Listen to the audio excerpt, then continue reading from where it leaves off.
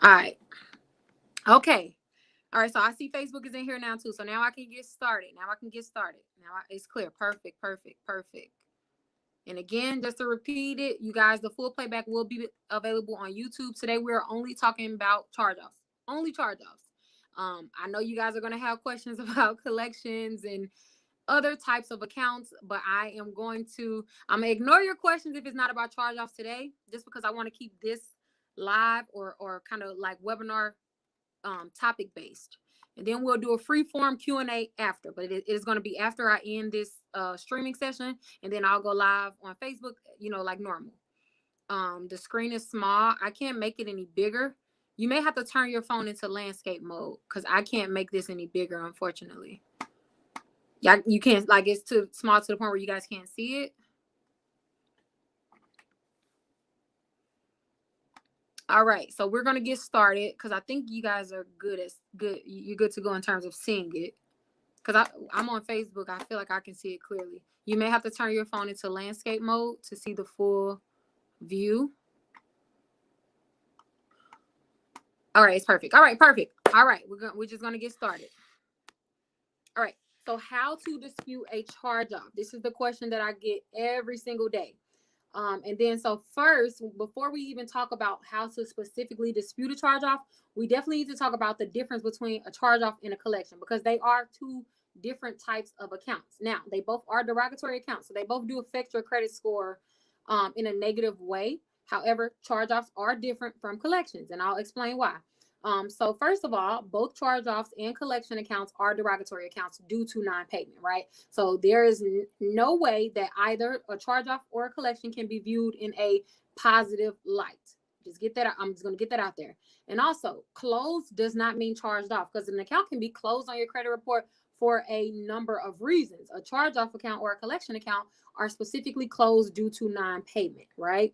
So you can have a closed loan on your credit profile, and it can be closed because you've satisfied the loan. You can have a closed credit card or a different type of account on your credit profile, and it can be closed because you requested it, or maybe you didn't use the credit card enough and the lender closed it, right? So closed does not mean bad. It doesn't necessarily mean bad. The only time you know when a closed account is bad is if it's in charged off status or sent to collection, right?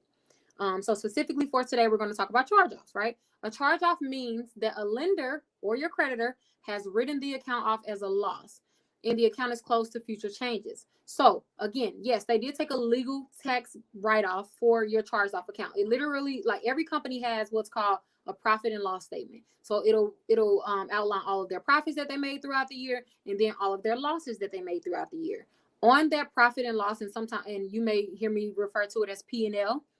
On their profit and loss statement, your debt, if it's charged off, it was included in there because the company has basically pledged that they won't get the money back on the account. Like, they know that they have tried and tried and tried, and they don't believe that they'll be able to recuperate the money. So they go ahead and charge it off and take that legal tax write-off. So before we go any further, I do want to address one rumor that I see quite frequently when it comes to charged off accounts. I see sometimes viral posts saying that if a company has charged off your account, then you are no longer legally liable for the account, and you don't have to pay it, etc. Right? So I want you to know that unfortunately that is not true. And subscribing to that method of thinking can and probably will get you sued. No. Just because an account is charged off, it does not mean that it is legally wiped from being your responsibility. In fact, it means the exact opposite, because a charge-off account can also be collections. So after let's say you have a company who charged off your account. Let's just use Sprint. Y'all not always use Sprint. So let's say Sprint closed off and charged off your account. They can then go ahead and send it to collections. So they can sell it to a third-party collection company to recuperate the debt, or try to collect on the debt as a normal collection, right? So this is where I always try to explain this and hope it makes sense. Charge-offs can also be in collections, but not all collection means that it was charged off, right? I don't want to confuse you guys, but basically what I'm saying is, yes, a charged-off account can be sent to collections, but of course, not every collection is a result of a charged-off account, right? When a charge-off is sent to collections, this usually means that the account is reporting twice. And what I mean by that is, when an account is charged off, the original creditor, like I said, took that profit and loss, and then they then sold it to a collection agency. So both accounts will appear on your credit profile. The charged off account will be with the original creditor, and then the collection agency will be with a third party collection agency or a debt collector, right? So when I say twice, the only difference between the accounts, because yeah, they are both affecting you negatively. Remember, I always tell you guys that your balance on a collection or charge off never matters. They affect you the same way. So whenever a charge off account is sent to collections, the lender, your original creditor, has to zero out the balance. So that's, first of all, the most important thing that you need to pay attention to. So if you do have a charge off that is also being reported as a collection, the first thing that you need to do is make sure that the original creditor zeroed out the balance. And what I mean by zeroed out the balance is on that account, on the charged off account, it should literally say the balance is zero. And then it should also notate somewhere on the account that the debt was sold or transferred, right? So it has to include those two things if the original creditor decided to sell it to a collection agency, right? So then one other thing that I want to address before we move on, a charge, and I'm going to repeat this 3 times. A charged off account is a dead account, right? So this means that there should not be any interest accruing after it charged off. There should not be any late payments being presented after it was charged off. And that also includes them reporting a CO or charged off account every single month, right? So while you may not understand the what that does to your credit profile when they report a charged off status every month, because I know this is a common one when it comes to charge offs. Though you may not understand what that means, is there is something on every account called a date of last activity. The date of last activity on any account should be the last time a payment or account status change was made on the account, right? So if a company is reporting charged off every single month, that date of last activity is literally being reset every single month, meaning that your reporting time is based on your date of last activity, right? So there is a 7-year reporting time for every charged off account. So that means that if your account was charged off on January 1st of 2000, then January 1st of 2007, that account should fall off, right? But if they are reporting a charge off or CO or C every single month, your DOLA date is continuously extending. Sorry. So it could have been originally charged off in January, and then next thing you know, we're all the way in November, and they've reported CO every single month, right? So again, that doesn't have a direct impact on your score, and that's why most people don't trip on it or won't notice it. But again, that is affecting you because it's affecting your DOLA date. That status is being changed every time that they report a charged off status. That date of last activity is updating every single time that they report a CO or charged off status, right? After it has initially been charged off, a charged off account is considered dead. No interest should be added and no other payments should be reported at all. It's a dead account. It should have no movement, right? I wanted to make that very clear because again, that is something that I see a lot. And it's something that I start challenging, I think 2 years ago. And because this is not a popular, how I personally challenge charge offs is not that the most common way that most people do. I charge off if they report an SCO, I challenge it. And I have gotten hundreds of deletions doing it like that. Because again, by definition, a charged off account is a dead account. It should not have any active payment history within that account after the account was charged off. Because again, that is updating your DOLA date, and you don't want that. You don't want that at all, right? So moving on. Order. Okay, so I have an order of disputes in terms of how I challenge my charged off accounts, right? Step 1, I always send a bureau reinvestigation letter. If you guys have watched any of my lives talking about disputing collections or whatever type of derogatory account, you know that I always start my credit repair process with a simple bureau reinvestigation letter. Literally a letter just asking for the credit bureaus to investigate the account, right? And for those of you who want to know the behind the scenes of why I send that first, is because if you read the FCRA 1681I Title 15 will tell you that every consumer has the right to request an investigation of any information included in their credit profile, right? So you always want to start off like slow and just like what I always call a confused consumer. You want to start off and say, hey, I want to ensure accuracy on all of these accounts. So can you please do an investigation for me, right? The credit bureaus cannot refuse an investigation from you, which is why you should always start with that bureau reinvestigation letter. Now, as I always state, when you are sending this bureau reinvestigation letter, do not expect deletions. That's not what the letter is for. It's literally to initialize the investigation to this said account. So where people mess up, and especially with charged off accounts, like more so than even collections, is they try to rush the process.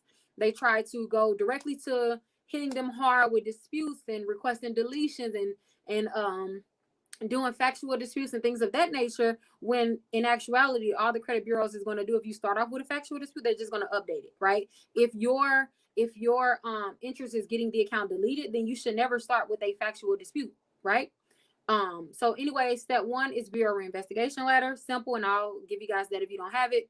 Step 2 is I always send a method of verification letter. Now let me pause for step 2, because I will be lying if I say every single time I followed up with the MOV letter when I'm challenging a charge off.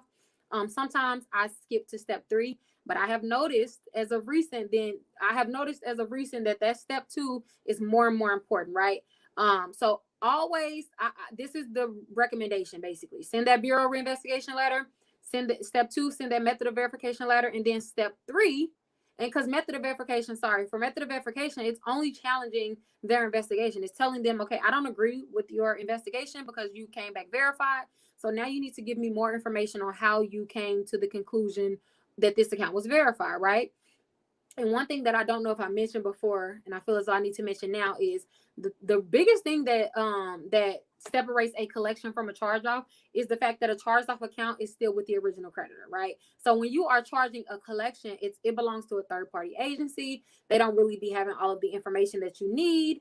And that's why, of course, there is a higher success rate on getting a collection deleted than a charge off, right? A charge off is way harder to dispute, just based on the simple fact that it is still with the original creditor. You're asking the source to verify an account. Chances are they're going to be able to verify an account, right? Like, it's not the same as going to a third party. That is the source when you are challenging a charged off account, right? So trying to dispute the ownership of the account, even though I tell you guys don't even do that for collection, but more specifically with charge offs, you saying that this account is not yours, you saying that you don't have any knowledge of this account, is not a great way to dispute a charged off account, because again, it is with the original creditor. They have all of your records and all of that, and asking them to produce something sort of like a signed contract, in which we do for collections, is not that hard for them to get a hold of your original contract, because again, they are the original creditor, right? So I take a different approach with charge offs rather than collections, which is really fixating on that factual disputing, right? Because that's the best way that you're going to get a charged off account deleted, is if you literally spot an error in the way that it's reporting. Because again, it's not like a regular collection. They're likely going to be able to send you the original contract with bearing your signature. So now you have to use the information that's being presented in order to dispute the account, right? Or challenge the account. So step 3, I tell you guys to send a factual dispute or look at a factual discrepancy. And for those of you who do not know what that is, we'll go over the most common factual errors that I spot day to day when I'm looking at charged off accounts. Step 4, of course, you do that follow-up for the factual dispute. And then step 5 is usually you trying to settle the account or getting a pay to delete, basically, right? So we're going to go over each of these steps in detail. But I just kind of wanted to give you guys an overview on how you properly challenge a charged off account. All right. So we're going to keep going. Hold on. All right. So the general rules in terms of a charged off account, they must include a date of last activity, right? So every credit report that you have, you guys should have your real credit reports. And you can get it free if you go to annualcreditreport.com. You can get a copy of all 3 of your credit profiles or credit reports free of charge every week until April of 2021. So go and get your report. So every charge off should include a date of last activity. It should not include a past due balance. Reporting CO every month is not okay. I explained that to you guys. A charge off account is a dead account. A charge off should not accrue interest after it was charged off, because again, it is a dead account, and no reported late payments after the account was charged off. That is like the general rules when it comes to your charged off account and things that you need to look for on every single charged off account, like on every single report, right? All right. So moving forward. So step 1, I've given you guys this letter a million times. But for those of you who are new here or do not have this letter, this is an example of just a bureau reinvestigation letter. It is super simple, to the point. It's only requesting that the credit bureaus investigate the account. You'll notice that you're not asking for a deletion in this letter. You're literally just asking them to investigate the account and basically give you whatever they find. Let you know, right? And you can dispute if you have multiple charged off accounts. You definitely can put them all on here, right? Um, so yeah, keeping it moving. Here is an example of a method of verification letter. This is just saying, okay, well, you disputed this account. You verified these items. Well, let me know how you did that. Give me more information. Who did you verify through, etc. Right? This is a typical method of verification letter. Okay. All right. And now, when it comes to checking your charged off account for accuracy and consistency, this is the important one. This is like the meat and the bread and butter of your dispute, guys. It's the bread and butter of your disputes. You need to check. And when I say check every account, I'm not playing when I say check every single credit report and every single account. If you do not have like a 3 bureau credit report that shows all of your accounts side to side, then this could be more difficult, because you'll have to literally get all three of your credit reports, find the listing on all of your credit reports and match them up, right? So this is what you need to look for on every single account, and I'll show you guys some examples of some in a second. But make sure that the account numbers are the same across the bureau. So if TransUnion is and keep in mind, when I say account number is the same, they can definitely report a partial account number. They can report, they're legally able to report a partial account number. So if you're going to challenge the account number, you have to make for certain that they're actually reporting two separate account numbers. And it happens some of the time, but I'm going to be very honest with you guys. That's not the strongest form of a factual dispute, because usually the company will reply stating that, either they were reporting some part of the account number while the other bureau was reporting a different part of the account number, right? So that's not the strongest factual dispute, right? Like that's like something that you can kind of use, but it's not going to be like a heavy hitter, right? And the next one is really important. The date of last activity. It's like I can look at 10 charged off accounts and maybe 6 of them will have different date of last activities. Now, specifically with any dates on your credit profile, FCRA states that only basically the month and the year has to be the same, right? So like a lot of people will say like TransUnion is reporting January 1st of 2020, but Equifax is reporting January 20th of 2020. Unfortunately, that is still considered the same as long as it's within 30 days. Like it has to be the same month and the same year. So just wanted to clear that up because I know you guys will probably see that a lot, where one specific credit bureau will report the actual date of the month that they received it, or the date of last activity, and some will always just basically resort to just putting it as the first of that same month.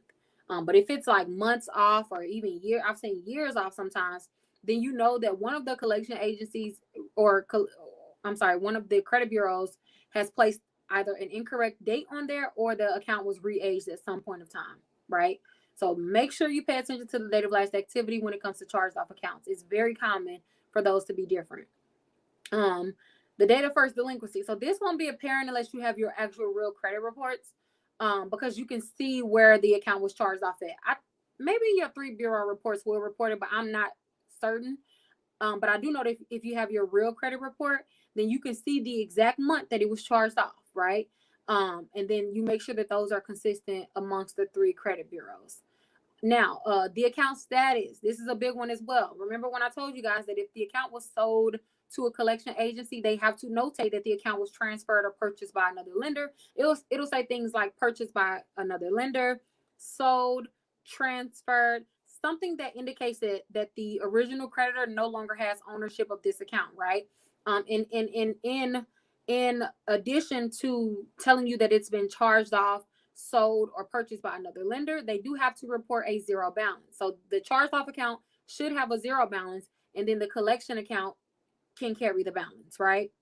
The account type. What kind of account was this? Was this an installment? Was this a revolving account? Was this a mortgage? Was this an auto loan? So they do have to have the same account type across the bureaus, right? Term duration on loan. So let's say this was an installment account. This was a car a mortgage or something like that, and you had a loan term of, let's say it was a car and you had a loan term of 68 months, TransUnion is reporting 48 months, and then Equifax is reporting 8 months for the same account, right? So the theory behind a factual dispute and checking for consistency is the fact that the FCRA states that not all credit bureaus have to report the same account. So this means that a collection agency or original creditor can send your information to TransUnion and Equifax, and they don't have to send it to Experian, or vice versa, right? They don't have to send it to all three, but it does state that if they are reporting to more than one bureau, that all of the information included has to be the same. The theory behind that is, if this is one account, if this is the same account and all of the information is coming from one creditor, then the information amongst the three bureaus should all be consistent and the same, because they're supposed to send the same information amongst the three bureaus, right? So if it is inconsistent, you can definitely use that to your advantage to challenge the reporting of it. And I always stress to you guys, the burden of proof is not on you. It's never on you, right? So let's say TransUnion is reporting the balance of $500. Equifax is reporting a balance of $300, and maybe Experian is also reporting $500. That doesn't mean that Experian and TransUnion is right because they're reporting the same, right? And it's not your business to know who is right, to be quite honest. The only thing you know is they're not the same, right? And unless whoever A, B, and C, TransUnion, Equifax, and Experian can prove that their number is correct or whatever, then they're all wrong, right? You always approach it like if they're all wrong. It doesn't matter who's reporting what. I always approach it like, yeah, this information is inconsistent. So that would mean that you didn't properly investigate this account, right? Because remember, we started with the request for reinvestigation. We started with that, and also an MOV, right? So if you have claimed to basically have done 2 full investigations up until this point, then I should expect that all of the information on this account should be correct, right? Is that too much to ask for? You told me you verified it. You told me you investigated it. So how is the information still inconsistent? Something is not adding up, right? So that's the approach that you take. Your payment history consistent. This is also a big one, guys. When it comes to charged off accounts, I don't know why, but for some reason, the payment history on the account, meaning like the things that happened even before the account was charged off, it is usually so inconsistent. Especially for some reason, the month that it was charged off. Like it'll have TransUnion will be reporting it charged off in November of 2020, and Equifax will be reporting that it charged off in December of 2020. Again, it ain't your problem or concern about who was actually right. Challenge both or all three, right? Responsibility section. So let's say you were a co-signer on a car. If the account was charged off, it should definitely say that you were a co-signer and not basically putting the responsibility all on you. Yes, it is still going to affect your credit the same way, whether you were the primary signer or the co-signer. It doesn't matter. You are still, the responsibility section should still indicate the contract. Like if it was a co-signed account, a co-signed car, it should say that you were the co-signer, right? Or if you wasn't, it should say individual, or it can say joint if you and your spouse signed on something, right? And I'll take questions at the end, guys. I'm just trying to get through this, and then I'll do the regular Q&A. A remark section, sold or transfer. So I already mentioned that, but just to kind of briefly explain it again, if the account was sold to collections, if it's charged off and then sold to collections, it has to indicate on the credit report that it was sold or transferred. It has to. So that's something that you should look at. And then check to see if the balance is correct. Remember, I told you guys that a charged off account cannot accrue interest. Unfortunately, this happens all the time. Companies will add interest after it was charged off. And you can actually challenge them on that and use that to your advantage to get the account deleted. So make sure that you know the balance is correct. Is the charge off? Oh, well, I'm sorry. I actually didn't put that twice. Is the charge off amount correct? So again, just make sure that the balance is correct. There was no added fees or interest added to the account. And then we're going to move on. Let me give them a chance to screenshot. All right. So these are all the things that you guys need to check for accuracy on every charged off account. And if one of these impacts you, you need to challenge it. You need to challenge it. All right. So moving on. Moving on up.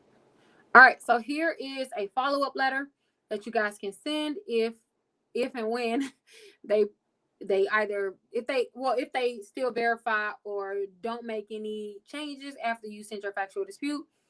This is super simple. I'm in disagreement with the items listed below, which still appear on my credit report on blank, which is the date that you sent the first factual dispute. you refuse to correct this misinformation, which is a direct violation of SCRA. Please remove the following account immediately from my credit report. You put the account name plus the number. Please forward me an updated copy of my credit report after you have completed your investigation and corrections. Your cooperation and prompt attention is greatly appreciated. All right, so then here is a settlement request for any of you who want. You should always have a settlement letter in your files or in your repertoire, because you never know when you'll have to settle an account. And if you are settling anything or getting a pay to delete, make sure that you have it in writing. Whatever they tell you over the phone is not legal binding, because all they have to do is say that they didn't say it, right? So this is why you should always protect yourself and make sure that you get everything in writing. Don't be talking to these collection agencies over the phone. Always request that they only communicate with you via written communications or whatever, or mail, right? So this is just a typical request letter. You fill in the percentage that you want to propose. I usually start around like 20 to 30% of the debt. They can counter offer if they want, or if they send you an offer. The first offer is, to me, is never going to be the best that they can do, right? So if they send me a first offer, then I'm going to be countering their offer, like, well, you saying you want 40% of this debt, I can actually only afford 20. Maybe you guys can meet in the middle at 30. You know what I'm saying? It's all negotiations when you're doing a settlement, right? So if they're mailing you a letter that they're going to settle the account, again, chances are that's not the best that they can do. Now, some companies will definitely stand firm in their settlement offer. They'll be like, no, we can only accept this, etc. So, if it's a difficult company, you may, or if they gave you a really good offer, like some companies will really just give you a good offer, and that's okay to accept it. Now, keep in mind that if they don't agree to a pay to delete, even if they do agree to a settlement, it doesn't mean that it's going to get deleted off your credit profile, right? But the thing about charged off accounts, and I'm going to, you guys know I don't get on here and sell you dreams. Charged off accounts, you're more likely to be sued on. And that's just the reality of it. Especially if it's a big debt. Like, I know I always tell you guys, repos are like the number one thing that people get sued for, repos, right? Because it's usually a large debt. And even if it's not a large debt, repos statistically end up in litigation more than any other debt, right? So when we're talking about a charge off, the accounts that really end up in litigation, Capital One, American Express, Chase, there are like 3 companies that will literally, send you to court, right? Now, I always tell you guys, if you are summoned to court, make sure you go, because not going to court will only lead to you getting a garnishment. If you go to court, you will not be garnished, because all you're going to do is literally agree to a payment agreement, right? It's a legal binding payment agreement, so you can't break it at that point. But that's all court is. Or if you're summoned to court, you can always call the company directly to see if you can work out an agreement before court. All of that, right? So I did want to note that charged off accounts do end up in litigation more than a collection, right? So if it's a high dollar charged off account, or a repo, because repos can be charged off, then you might want to deal with it. Even if you challenge it, your end goal should be trying to settle that account or make payment arrangements or something like that, right? I just wanted to tell you guys that it's not always peaches and cream when you're repairing your credit. And you got to keep in mind that these are usually very large debts. These are very large debts, right? And if you're within a statute of limitations, they 100% have the right to sue you. If you're outside of the statute of limitations, then you have to look up this statute of limitations for your particular state. Let me see if I can pull up the statute of limitations really quick. I should have had this queued up. I didn't realize this. But yeah, so if you're within the statute of limitations, especially early on, you can decide if you want to mess with the charge off or not. Or, whatever is your preference. Again, if you're summoned to court, you can always try to settle prior, or, okay, I think I have the statute of limitations. Let me see. Oh, damn, I don't like how it's going to be real hard to go through that. I'm trying to see if there's a list that someone just gives, so we won't have to kind of go through. Okay, here's one. Let me pull this up really quick. What just happened to it? Okay. Let me pull this up so you guys can see it. And then you can screenshot your particular state so that you always know what you should always know the statute of limitation for your particular state. Give me 1 second.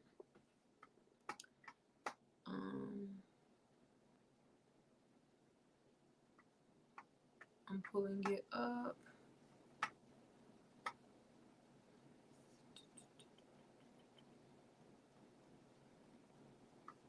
All right. Let me make this bigger.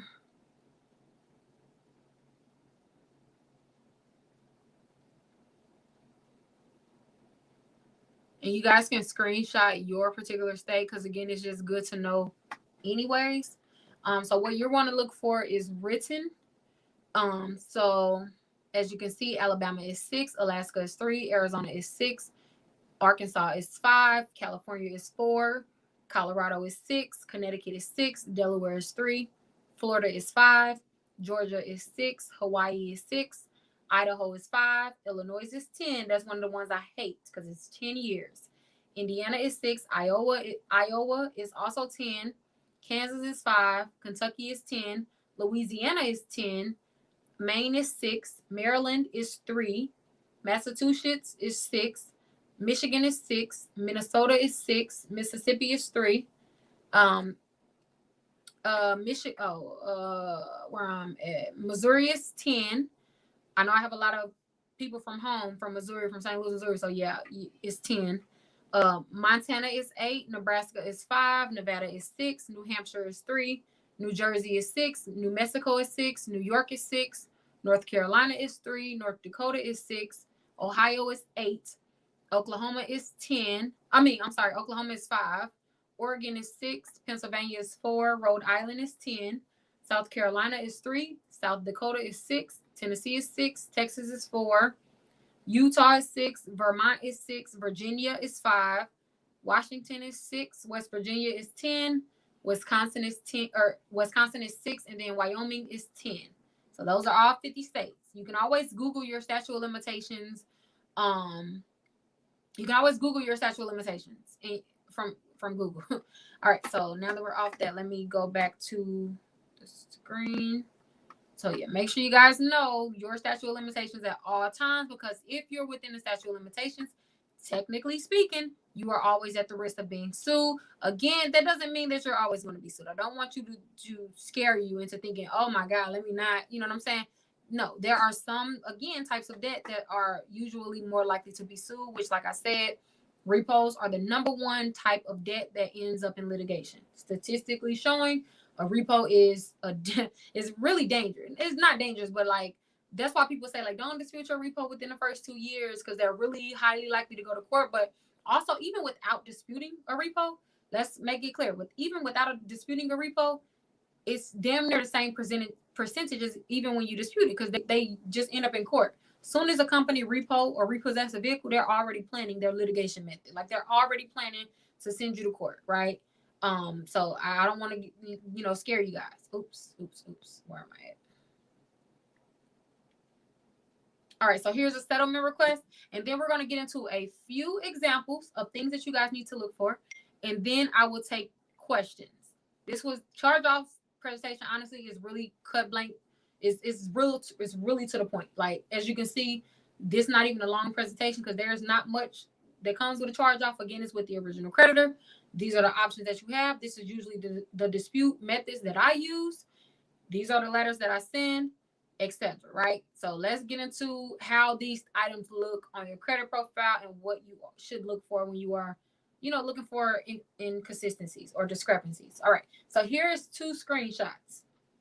Here's two screenshots or two examples of credit report inconsistencies. And before you guys ask, this is smart credit. So when I tell you guys that it's easier to look for inconsistencies or discrepancies if you have a 3-bureau report, it's because, again, they just put everything next to each other, right? So if you want to get your report like this, if you go to smartcredit.com/road to 750 plus, and the reason why I'm saying go to road to 750 plus is because you get a 7-day you get a 7-day trial for $1. So you'll pay $1, you can download your reports like this, and you literally can cancel within 7 days. And all you're going to pay for is $1 to see all of your reports like this. But you have to make sure, because I have a customized link with them, and I put it in specifically my plan, that you get a 7-day $1 trial. Again, that's smartcredit.com/road to 750 plus. You spell plus out. I should have typed it on the screen. Okay. So again, you have to pay $1. You have to subscribe to the premium one, pay $1, and cancel within 7 days. And then all you have to do is download it, and you'll be able to see your reports like this. Or you don't have to do that, because if you have your free credit report from annualcreditreport.com, you literally can just put your reports right next to each other and look. But if it's better for you like this, the smart credit is just an option. Okay. So as you can see on this charged off account, and thank you to the people in the group who allowed me to use these screenshots. I meant to tell you that earlier. But anyway, on this particular account, it's actually, now that I'm looking at it, because I kind of went through these fast, but it's more than 2 things. It's 3. I see 4 off bat that's inconsistent. But just to kind of point out a few, the high balance. TransUnion is reporting 9,615. Experian is reporting 9,615. But Equifax is reporting 6,439. The high balance cannot be 6,439 and 9,615, right? Which is which, right? So again, it's not your responsibility to figure out who is right, who is wrong. Even though TransUnion and Experian is reporting the same balance, doesn't mean that they're right either. From what you know what I'm saying? It's not your call or not your burden to prove anything. If any of them is wrong, you need to dispute all 3 of them, right? Who says they're right? Dispute all 3. And that would look like a simple dispute with them would literally look like, to whom it may concern, let's say you're sending it. Well, you can send the same letter to all 3 of them. So you can say, to whom it may concern, you are reporting a different balance from the other credit bureaus, and the balance can only be, hold on, I'll give you guys an example because I'm stumbling on my words.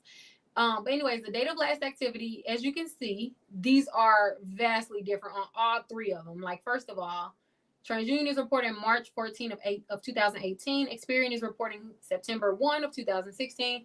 Equifax is reporting May 1st of 2016. So as you can see, these are all inconsistent. So again, here's another thing. And also, one thing that I want to point out, when you are doing factual disputes, I do not recommend that you guys send all of the discrepancies in one letter. No, you always want to save ammunition in case they try it or just try to update it and things of that nature. So do one at a time, right?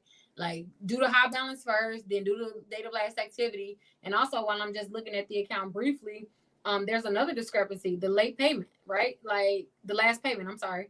So you can see that TransUnion is reporting 9/19 of 2016. Experian is reporting the same thing, but then Equifax is reporting 5/1 of 2016. So that's a 4-month difference.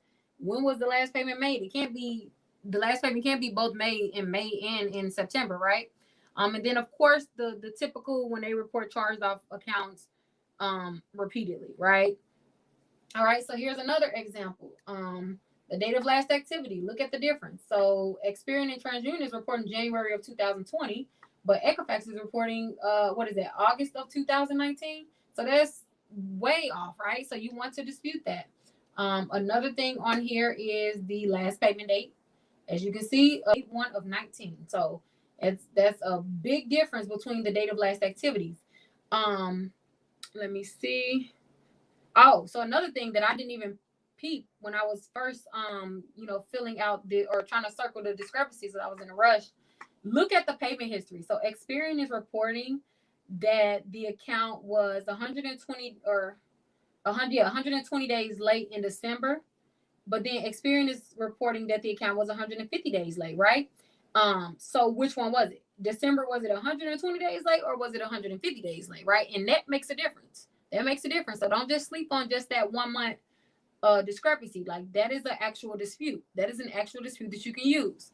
All right, so more examples. Let me go to the next page. Here's another example. So first of all, on any account, the high balance cannot be 0 if you've ever used the card, right? So how is the high balance 0 for 1? But for 2, TransUnion is reporting 1,311. Experian is reporting 0. And as you can see, this is an example of a charged off account doesn't have to be on all 3 reports. This account is not on Equifax, right? But it is on Experian and TransUnion. And there's nothing wrong with that because it does not have to be on all 3 reports. But it does have to report the same information if it's reporting to more than 1 report, right? And then also actually just looking at it, I didn't even realize this. This is a month. The date of last activity is a month off. Is it April or May that the date of last activity happened? It's the same account. So they can't have 2 separate dates of last activity. And then just another example that you guys can use. Here's another example. These are all charged off accounts submitted by one of the credit cousins. So anyways, the date of last high balance. Look, 12/25, 0, 12/25. So again, you can see that there is inconsistencies in the way that this account is reporting. When it comes to charged off accounts, the devil is always in the details. You almost always have to, because sometimes you can get lucky and get it deleted off just the reinvestigation request, but don't count on that when it comes to a charge off, because again, it's not the third party, it's not a third party collection agency. This is the original creditor. So usually they're able to verify, right? So you have to depend on really factual disputes when it comes to charged off accounts and how it's reporting, right? So here's the date of last activity. As you can see, they're all different. So April of 2020, May of 2020, and then October of 2019. Come on now, that's way different. Also, the last payment, August of 2019, and then 10/1 of 19. So again, another example of oh, and also I'm just looking at this. So the payment status, they're reporting that it's in collection or and charged off, and then who is this? Equifax is reporting late 180 days in collection and charge off. So which is it? Is it charged off or is it just still in late payment status, right? So again, this is just another example of discrepancies or inconsistencies. Like I'm telling you guys, I had about, when last I looked, because it's probably more now, but I made a post asking you guys to screenshot me your charged off account because I wanted to see like how many of them that I can use, and I only used a few. But out of, let's say, 50 different charged off accounts I looked at, I literally spotted a discrepancy at least in 35 to 40 of them. So it is not unusual to have a discrepancy in a charged off account at all. So make sure that you are comparing all 3 of your credit reports, and you can get those free at annualcreditreport.com, or you can get a smart credit account like these and look at them back to back. Let me see, did I have another? So here's 2 more. The same thing as I was just pointing out. It's all the same. So just go line by line and see that everything is consistent and accurate. And then use it to your advantage. The balance owed, and I didn't even circle it in the left screenshot, but the balance owed, TransUnion is reporting 14,054. Experian is reporting 13,554, and Equifax is reporting 13,554. So again, what is the balance? It can't be both, right? It cannot be both. The past due amount, 14,054, 13,554, and 13,554. Again, which one is it, right? Like you can't. And then also, if you look at the payment history on Equifax, well, really both, because they're both reporting November and December, the payment was 30 days late, and then they skipped to a 60-day payment. So technically speaking, how was the payment late 30 days, 2 consistent months? If it's next to each other, if late payments are consistent or consecutive, if late payments are consecutive, then it will have to increase. It will have to say 30, 60, 90, etc., right? It can't say 30, 30, 30, and then 60, and then 90. That's technically an error in reporting, and you can challenge that as well. And then to the screenshot over on the right, the high balance is inconsistent. Even if it's, so this high balance is off by like what, $40? It doesn't matter. It's not the same. And then the date of last payment is also off by what, a month, which again, it's still considered inaccurate, right? So these are just literally examples of things that you need to look for on all of your charged off accounts. And that pretty much wraps up how you dispute a charged off account. Like, it's really simple and to the point on how you dispute a charge off. And that's because, again, it's with the original creditor. So I'm going to end this stream, and then I'm going to come back for regular questioning on Facebook. But I want to end this so it won't be a super long video on YouTube for people who want to watch the playback. And I'll take questions on TikTok as well as Facebook. So meet me over on Facebook if you're not already on Facebook. But thank you guys for showing up to the charge off presentation. I hope that you guys learned something. If you did, make sure you like the video. Make sure you like the video on YouTube. And then I'll be in the Facebook group. Yeah, I'll be in the Facebook group answering questions. I just don't want to extend the streaming on YouTube because this video will be available for playback. I'll talk to you guys in literally like 3 minutes. All right, bye.